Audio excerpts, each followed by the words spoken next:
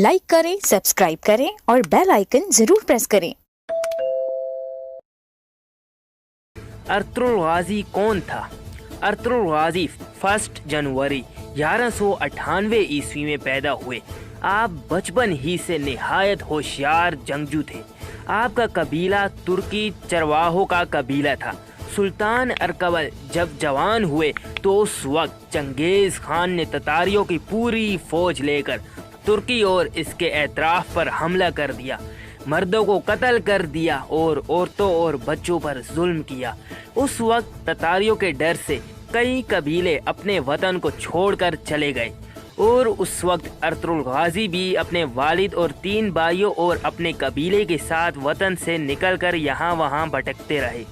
जब अर्तुगरुल गाजी के वालिद का इंतकाल हुआ तो अर्तुगरुल गाजी के 2 बड़े भाई भी अर्तुगरुल से अलहदा हो गए और कोनिया चले गए और उसके बाद अर्तुगरुल गाजी अपने छोटे भाई के साथ ही रह गए। अर्तुगरुल गाजी के कबीले के लोगों ने अर्तुगरुल गाजी की बहादुरी और कबीले में सबसे ज़्यादा सलाहियतमंद होने की वजह से अर्तुगरुल गाजी को अपना सरदार तस्लीम कर लिया। सरदार बनने के बाद अर्तुगरुल गाजी ने फैसला किया कि चरगाहों की ज़िंदगी जीने से बेहतर है कि हम सुल्तान अलाउद्दीन की सल्जूकी हुकूमत में जाकर सुल्तान अलाउद्दीन के लश्कर में शामिल हो जाएं। उस वक्त सुल्तान अलाउद्दीन भी एक तुर्की थे और उन्होंने सल्जूकी हुकूमत कायम की थी। अर्तुगरुल गाजी की इस बात पर कबीले के तमाम लोग आपसे मुत्तफिक हो गए। अर्तुगरुल गाजी ने सुल्तान अलाउद्दीन की हुकूमत सल्जूकी राह ली। ये कुल 44 लोग थे।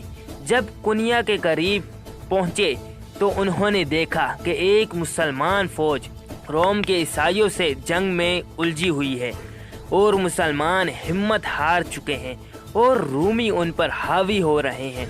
अर्तुगरुल गाजी को ये मालूम न था कि ये किस सल्तनत की फ़ौज है। बस अर्तुगरुल गाजी ने अपने मुसलमान होने की हैसियत से अपने 44 लोगों को साथ लेकर अचानक उस तेज़ी से हमला किया कि रूमी घबरा गए और वो ये सोचने लगे कि शायद कोई और लश्कर आ चुका है और मुसलमानों को किसी से मदद मिल गई है। और यूं पल भर में मैदान जंग का नक्शा बदल गया और मुसलमान हारती हुई जंग जीत गए। उस जंग के बाद अर्तुगरुल गाजी को पता चला कि ये किसी और सल्तनत की नहीं बल्कि सुल्तान अलाउद्दीन की ही फौज है। सुल्तान अलाउद्दीन इतने खुश हुए कि उन्होंने अर्तुगरुल गाजी को अपनी सल्जूकी हुकूमत का सिपाह सालार बना दिया। बाद अज़ा ये एक के बाद एक जंग करते रहे। हालांकि सल्जूकी हुकूमत में से ही बहुत से कोतवाल वगैरह जो अलग अलग शहरों पर मुकर्रर थे, उन लोगों ने खुद मुख्तारी का ऐलान कर दिया, मगर अर्तुगरुल गाजी ने उन सबको ऐसी धूल चटा दी और आखिरी दम तक ये सुल्तान अलाउद्दीन के वफादार बनकर रहे। सुल्तान अलाउद्दीन की वफ़ात के बाद अब अर्तुगरुल गाजी ही एक ऐसे इंसान थे जो सल्जूकी हुकूमत में सबसे ज़्यादा रौब और तपतपा रखते थे, मगर इसके बावजूद भी उन्होंने खुद मुख्तारी नहीं की। 1298 ईस्वी में अर्तुगरुल गाजी का तीसरा बेटा पैदा हुआ जिसका नाम अर्तुगरुल गाजी ने उस्मान रखा, जो आगे चलकर बड़े बड़े फतूहात का मालिक बनने वाला था। और उसी साल मरकज़े हुकूमत इस्लाम शहर बरकात पर हलाकू खान ने हमला किया और मुसलमानों पर ऐसा जुल्म ढाया कि रूमियों और लतानियों ने सोचा कि अब शायद इस्लामी हुकूमत कभी कायम ना हो सकेगी।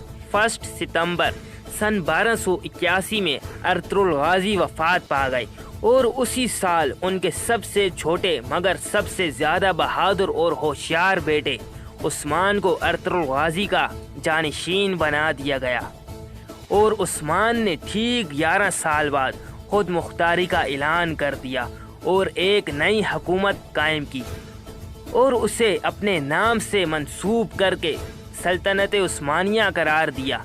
उस्मान गाजी चंद ही सालों में रूमियों और लतानियों की कमर तोड़ डाली और एक के बाद एक उस्मान गाजी और उसके बाद आने वाले सुल्तानों ने दुनियाई इस्लाम की 3 बड़े आज़मों पर फैली हुई और सबसे तवील वक्त तक चलने वाली हुकूमत को वजूद में लाया।